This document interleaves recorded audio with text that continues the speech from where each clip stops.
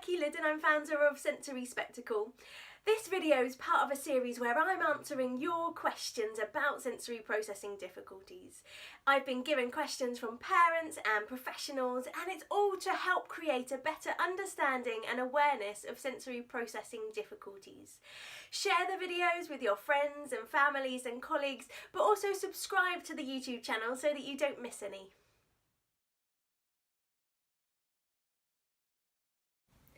So there's many spaces now which are including sensory spaces. It might be a quiet space, it might be a sensory stimulating environment, and it might be somewhere that's calming.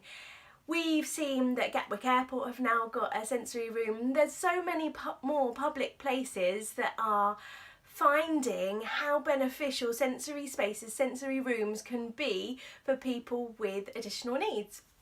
It's also recognised that many other people can benefit from sensory spaces as well. So sensory environments, if we're thinking about people with sensory processing difficulties, can be incredibly supportive if used appropriately. So we know that within a sensory room there'll be lots of sensory input. So there'll be lights, there'll be sounds, there'll be textures, there might be smells, but there's also parts of the room which will help us to be aware of our body. There may well be swings in there, but there will be seating, there will be padding, there will be cushions. And we can use those to help us feel where our body is. So sensory rooms are incredibly supportive for people with sensory processing difficulties. We just need to be aware of what their sensory needs are. So when we're really confident and familiar with someone's personalised way of processing and responding to that sensory input, we will then know how a sensory room can be used to benefit them. We know that sensory rooms can be used to calm, they can be used to alert and to stimulate, we can use them to help to seek out sensations, we can use them to help someone to avoid sensations and to regulate and to calm themselves.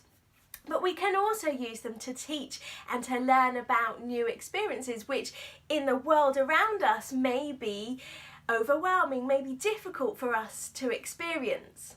So when we're thinking about people with sensory processing difficulties, if we're thinking mainly about modulation difficulties, discrimination difficulties, sensory rooms can be hugely beneficial.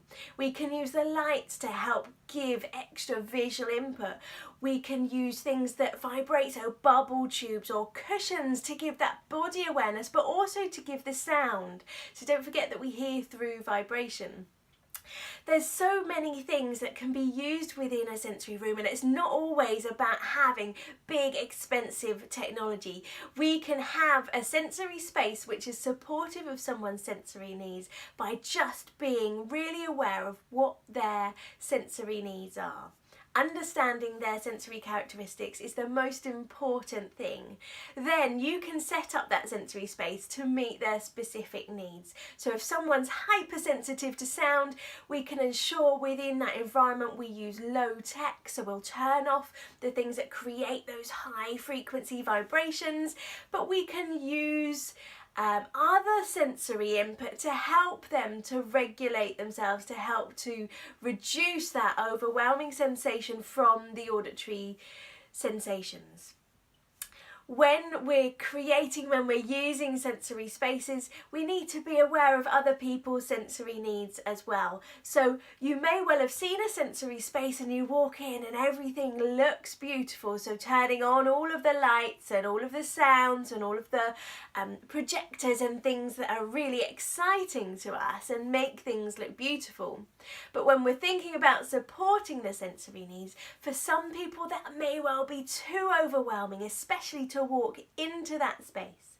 So think about how can you create that sensory space that's engaging without overwhelming. As you spend more time within that sensory space, you can then start to explore other sensory inputs. But sensory rooms are hugely beneficial for so many people.